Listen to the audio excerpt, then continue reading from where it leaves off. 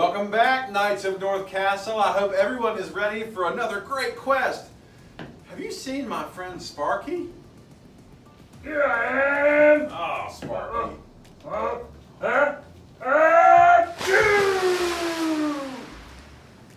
Look! The Knights are back, and look how good they froze in place when you answered, when you sneezed. Where were you? Sorry I was late. I had cold feet. What are you talking about?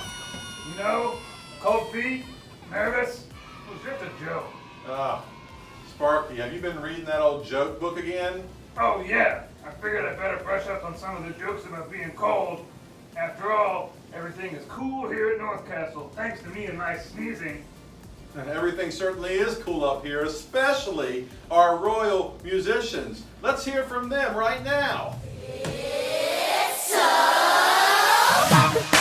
It's getting hot, it's getting hot, it's getting hot. It's getting hot, it's getting hot, it's getting hot. It's getting hot, it's getting hot, it's getting hot. It's getting hot, it's getting hot, it's getting hot. Fire up the furnace. Fire up the furnace. That's what Deb said. That's what Deb said. Throw anybody in it. Who won't bow their head. Who won't bow their head. And worship me. All must bow their heads and worship me. Oh, it's getting hot, hot, burning up, hot, hot, burning up, it's burning up, hot, hot, burning up, hot, hot, burning up, it's burning up. Shadrach, Meshach, and Abednego said no to King Neb. And said we won't bow low. And worship you. We won't bow our heads and worship you.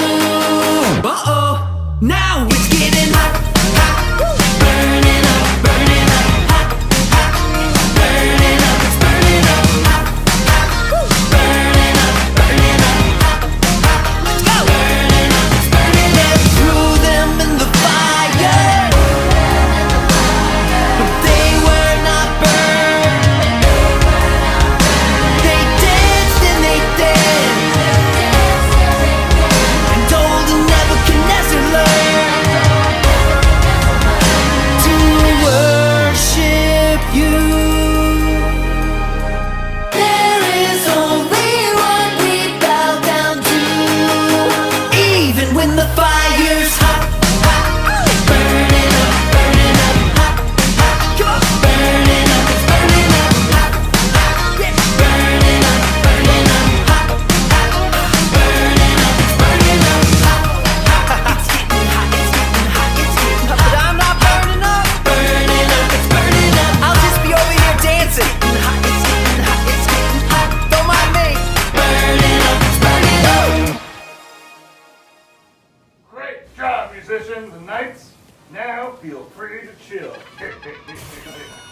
Armor Caleb, could you check my wing? You know the royal dog, don't you? Frost? The king's dog? Did he bite your wing? He sure did. Now I have frostbite. Ah! Unfortunately, you're supposed to ask me if I get it. And unfortunately I do, Sparky. I found another riddle about the great armor. Remember, these riddles are written in an ancient dragon language. And I'm the only one here who can interpret it. Let me see. Okay. This one says, if the breastplate of justice is what you seek, look for 5 pebbles in a creek. The breastplate of justice must be another piece of the great armor. So to find it, we have to look for the 5 pebbles in a creek. Well, around here, it would be 5 pebbles in a frozen moat. Huh. Yeah, I think the riddle is trying to tell us where to look in the king's book. 5 pebbles? Well, in looking through here, I see where people gathered 12 rocks after they crossed a river, but that wouldn't be it. there was a boy who had 5 loaves of bread. I've eaten some bread that was just about as hard as a rock. Ooh, I've got it. There's a story in 1 Samuel chapter 17 verses 1 through 50 about a boy and 5 stones. Maybe that's it. Let's take a look inside the King's book and see if the royal players can help us find out. The book of 1 Samuel, chapter 17, tells us about one of the most famous battles in the history of the world. It all starts with King Saul, a very strong and handsome guy. However, as we learn later, he was not a great king at all. Therefore, God chose a small young shepherd to be the next king. He was the smallest and youngest of 8 sons. His name was David. This little shepherd really loved God. King Saul led his people in battle against their arch nemesis, the Philistines. They were not very nice people. When I said they were not nice, I meant to say they were very mean. Thank you. The Philistine army was very confident, and for good reason. They had a secret weapon, a powerful soldier named Goliath. He measured 6 cubits and a span. In other words, he was very tall. Taller than that. Taller? Close enough. Every day, Goliath yelled at the Israelites to send out someone to fight. All the Israelites, including King Saul, were too afraid to fight Goliath, so they did nothing for 40 days. Nothing, that is, until little David showed up to bring lunch to his brothers. While delivering food, David heard Goliath shouting at the Israelites, "Send out a man for me to fight." So he volunteered. The king was unsure about sending a boy into battle. But David told the king about how he had fought both lion and bear to protect his sheep.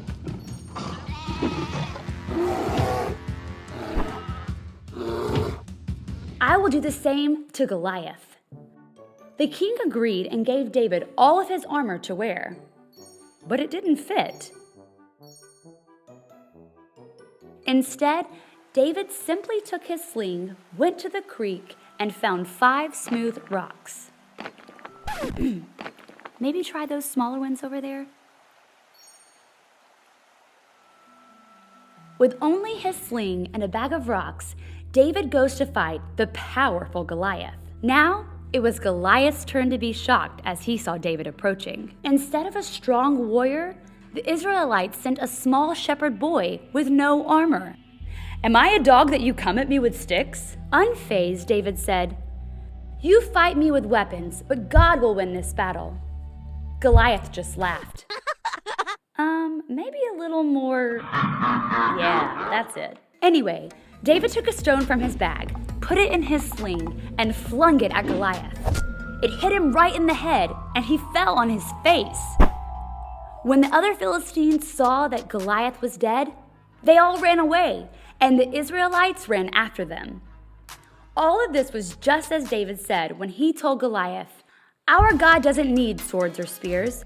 God owns this battle, and he will hand all of you over to us and bring justice." And this is just one great story from the King's book. That was one epic battle, and that video answered our questions about the pebbles in the creek. Sparky? Sparky? Is it over? Is the giant defeated? Yeah? But where did you go? Were you afraid of Goliath? Of course I was. Well, so were the Israelites. I bet David would be a big fan of our banner verse. Remember, it's from Ephesians chapter 6, verse 10. And it says, "Be strong in the Lord and in the strength of his power." Sparky, why don't you say it with us this time? Be strong in the Lord and in the strength of his power. That does give me a little more courage. Speaking of courage, our knights did a great job on their first quest last time. Now it's time for another quest. Last time, our brave knights practiced their balance, which is very important for a knight. What do they need to practice this time? This time we need to practice a little horse riding. Horse riding is a huge part of being a knight. Knights spend a lot of time on horses and need to have proper riding techniques so they don't fall off. Everyone stand up with me. Now, bend your knees a little, straighten up your back, and kind of hop up and down like this. Do they need to hold on to anything? Thanks for the reminder. Yeah, a knight would hold on to the reins of the horse. You can pretend to do that with either one or two hands. Try that with me. They're looking more and more like knights. What's our castle call out for today? The castle call out is armor up with justice. Remember to put your fists on your shoulders like you were putting on a safety harness when you say armor up. Now do this motion with the American Sign Language for justice. This is what this is. So we'll try it right now. Armor up with justice. Armor up with justice. Achoo! Knights, when you unfreeze, remember to follow your castle guides and station leaders. They'll help you on your quest today. Now off you go to find the breastplate of justice. That's right, it's time for video number 2, kids. We'll see you later.